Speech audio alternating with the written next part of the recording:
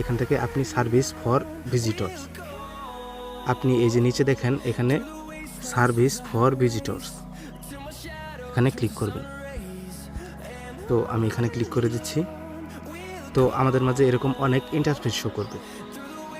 তো আমরা এখানে কোনো কিছু করব না, এখানে সার্চ বারে লিখব ফাইন্ড,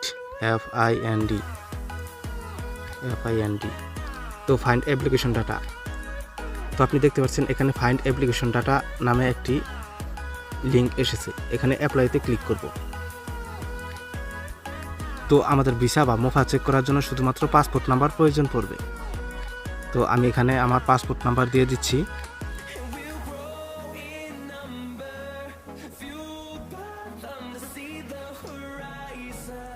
আমি আমার পাসপোর্ট নাম্বার দিয়ে দিয়েছি। এখানে ন্যাশনালিটি বাংলাদেশ, তারপর ভিসা